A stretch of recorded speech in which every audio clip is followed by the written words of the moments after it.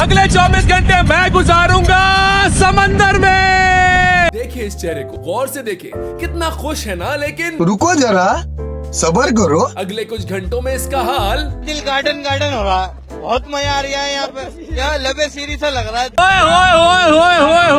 ओए बेहतरीन से मुझे अपने घर जाना है। मुझे घर जाना है। वीडियो थोड़ी लंबी है लेकिन 100% मजे की है, तो हिम्मत कर पूरी देख लेना, क्योंकि इस वीडियो में ये सब कुछ है।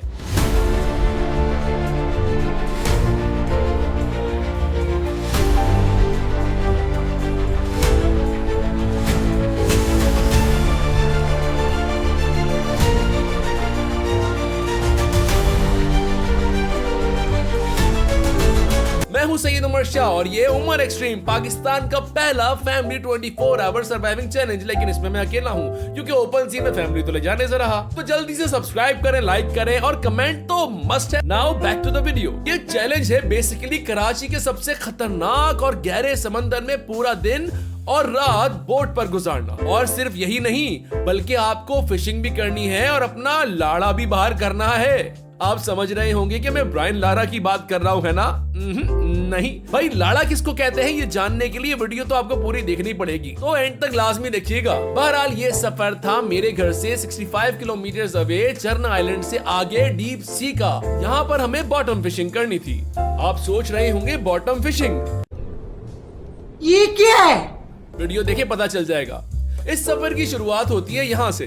24 घंटे का चैलेंज शुरू होता है यहाँ पर। इस वक्त मैं आया हूँ जुबैर खान अपने दोस्त के घर पे, जो कि हमारे फिशिंग ट्रिप के गुरु हैं। देखिए वो आगे पीछे से आगे, ये देखें 10:30 बजे से मैं यहाँ बैठा हूँ। आप बोल रहे थे मैं आ जाऊंगा, अब ये देखिए एटीट्यूड नहीं खत्म हो रहा। ठीक है, खूबसूरती अल्लाह ने दी, इसका मतलब ये नहीं कि तुम बदमाशी करो यार। ये है मौलाना जुबैर खान, जो कि सरकारी अफसर और एक्स एक्टर हैं, लेकिन आजकल फुल टाइम फिशिंग एक्सपर्ट भी हैं और YouTube पर तो ठीक ठाक मशहूर हैं। तो हमने इनसे पुराने रिलेशंस का फायदा उठाते हुए राब्ता किया। बहुत तेज हो रहा है, बहुत तेज। और इन्होंने ये ट्रिप मेरे लिए स्पेशल लाइनअप किया। वैसे ये रहते बड़ी मजेदार जगह पर हैं, चांदनी चौक, न्यू टाउन। जी हाँ, कराची में भी चांदनी चौक है। लेकिन इस चांदनी चौक से हम चाइना तो नहीं जा सकते, लेकिन हमारी अगली मंजिल है बाइक पे माड़ीपुर। ये बाइक पूरी मेरी एक्सीडेंट हुई थी परसों, पूरी बाइक में। चलो भाई चलना लंबाई नहीं करते। यहाँ पर हमारी मुलाकात हुई इन दो भाइयों से, जुनेद भाई और इदरीस भाई। मुझे नहीं पता था कि ये अनजान लोग आगे मेरे कितने अच्छे दोस्त बनने वाले हैं। और फिर हमने आहिस्ता आहिस्ता सामान लेना शुरू कर दिया।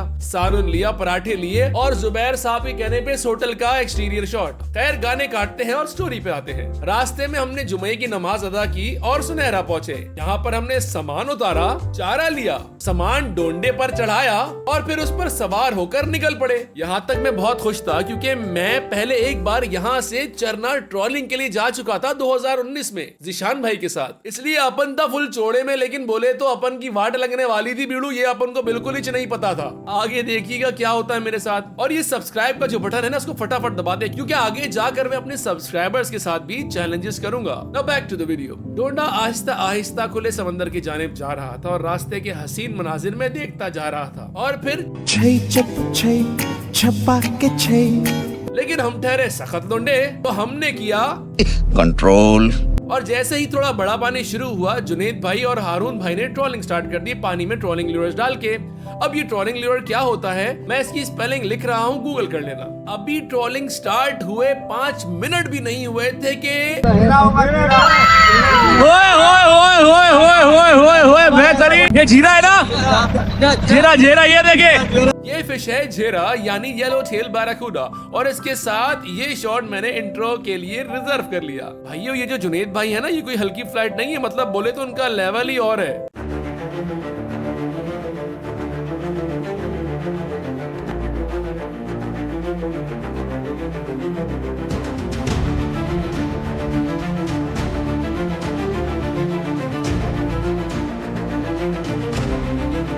देखा आपने कितनी बड़ी बड़ी मछलियां पकड़ चुके हैं। खैर हमने कैमरे के पीछे से इनसे कहा कि भाई मुझे भी ट्रॉलिंग करनी है, तो भाई ने कहा बाप को भेज, तेरे बस की बात। हाँ, मैंने हंसते खेलते बात घुमा दी। खैर यहाँ से फिर 3 घंटे डोंडा चलता रहा। डोंडा इस साइज की किश्ती को कहते हैं जिसमें हम इस वक्त बैठे हुए। रास्ता था कि खत्म होने का नाम ही नहीं ले रहा था और हमारी हालत आहिस्ता आहिस्ता पतली होती जा रही थी, क्योंकि मुसलसल हिचकोले देख देख कर वॉमिट जैसी कैफियत होने लग गई। तो हमने सोचा कि देखिए जुबैर भाई क्या कर रहे हैं, तो जुबैर भाई ये कर रहे थे। जुबैर भाई आप क्या कर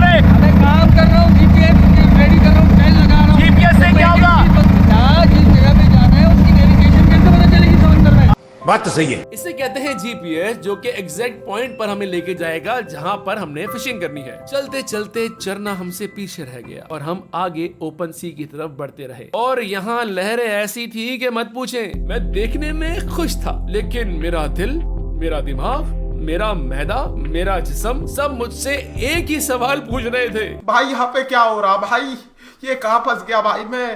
खैर इस फटफटी हालत में भी हमने फिश लाइंस रेडी करना शुरू कर दी, क्योंकि वहां पहुंच के टाइम बिल्कुल वेस्ट करने की नहीं हो रही थी। ए जी ओ जी लो जी सुनो जी, आखिरकार हम जीपीएस की मदद से पहुंचे अपने पहले पॉइंट पर, और इस पॉइंट का नाम है छोटा तालाब। ओ भैंस, यहाँ पहुंच के हमें पता चला कि रास्ते में जो वेव्स टकरी थी वो तो सिर्फ ट्रेलर था। डोंडा रुकने पर असल में पता लगा कि उमर भाई मूवी अब शुरू हुई है। देखे मेरा मनहूस तरीन डरा हुआ चेहरा देखे। आपको थोड़ा सा तो तरस आ रहा होगा ना, तो तरस खा के मेरा YouTube चैनल सब्सक्राइब कर दो भाइयों।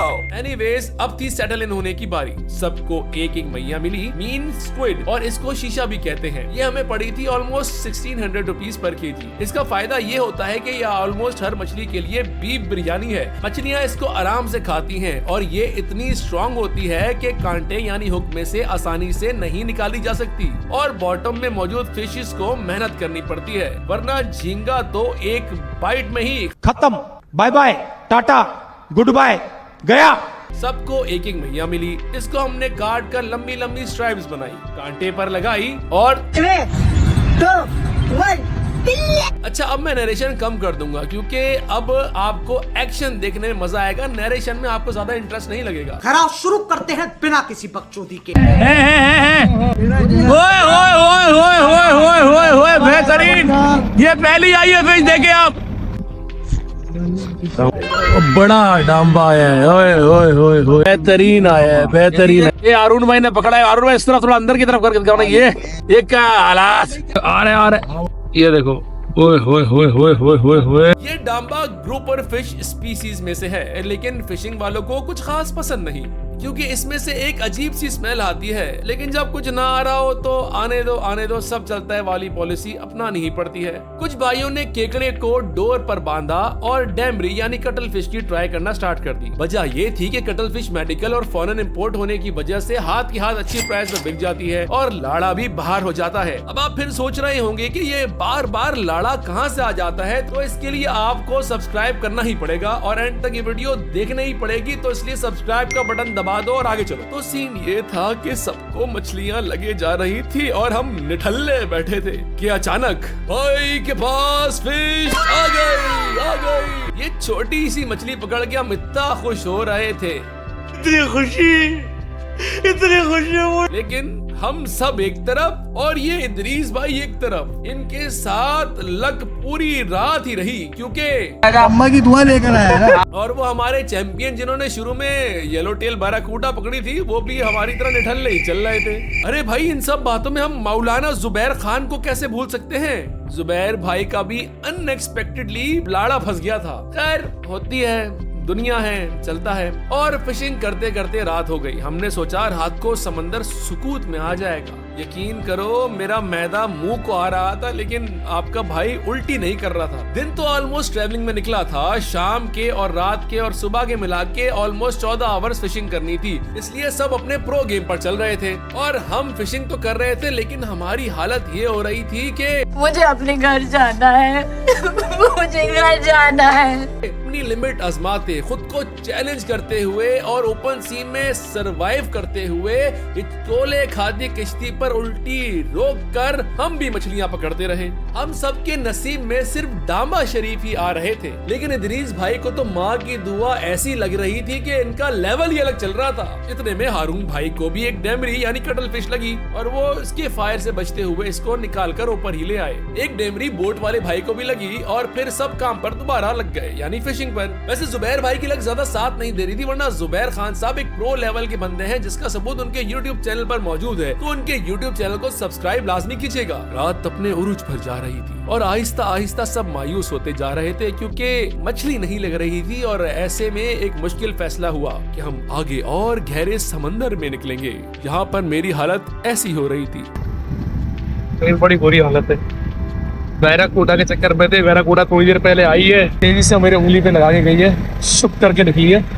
दम अलग होता है और ठंड होती जा रही है, ठंड बढ़ती जा रही है, हवा में नमी भी ज्यादा है। खैर अब हम जिस पॉइंट पर आए थे इसको कहते हैं 44 नंबर, लेकिन यहाँ पर पानी ठीक ठाक खतरनाक 10-20 फुट की लहरें चल रही थी और किश्ती ऐसे हिचकोले खा रही थी कि मत पूछे। लेकिन गुस्सा मुझे इसलिए आ रहा था कि इन लोगों के मुताबिक आज समंदर हल्का है। यहाँ मेरे साथ वही सीन हुआ जो जंगल चैलेंज में हुआ था, यानी सांप टकर गया। जी हाँ, समंदर में भी सांप होते हैं और मकामी तौर पर इसको लोग खर्रा कहते हैं। फिशिंग टुक चल रही थी, लेकिन डांबा शरीफ के अलावा सारी बाकी मछलियां नाराज हो गई थी शायद। जुनैद भाई के हिस्से में भी उस चेहरे के बाद कोई खास मछली आई नहीं। सब हार मान ही चुके थे कि अचानक पैर भाई लगे पड़े हैं, ये देखें आप, चल रहा है शिकार और इधर से आएगा शाकार। ओए होए होए, आप माशाल्लाह साइज देखें। खींचो भला ये बड़ा डायनासोर लगा है, डायनासोर। ये मेरा हाथ है और ये साइज देखे। ओ भाई, ये डायनासोर था, ये मछली नहीं थी। इसको खींचना इतना अजाब के अलमान अलफीज। खैर इदरीस भाई ने किसी तरह हुक किया और मौलाना जुबैर खान ने एक्सपर्ट तरीके से निकाल लिया और यहाँ साबित हुआ कि मौलाना जुबैर खान साहब वाकई एक्सपर्ट है। इस मछली के लिए वाकईतन डायनासोर लफ्ज ही सही रहेगा, क्योंकि ये बहुत बड़ी थी। इस बड़ी मछली के बाद भी माशाल्लाह से इदरीस भाई को बैक टू बैक मछलियों की स्ट्राइक होती रही। सब के सब हार मान गए थे, लेकिन आपके भाई ने बोला मैदा अपने हलक में दबाकर शिकार करते रहो, कम से कम एक अच्छी मछली पकड़नी है तुमने उमर। और फिर साइज है यार, पोता साइज ये देखिए मेरे चेहरे के साथ, ये देखिए। ये जो मछली है ये स्नैपर फैमिली से ताल्लुक रखती है। हमने ये मछली पकड़ी थी कि इसके बाद इसका बड़ा भाई साथ में आ गया, यानी कि दोनों कजन्स मेरे पास आ गए।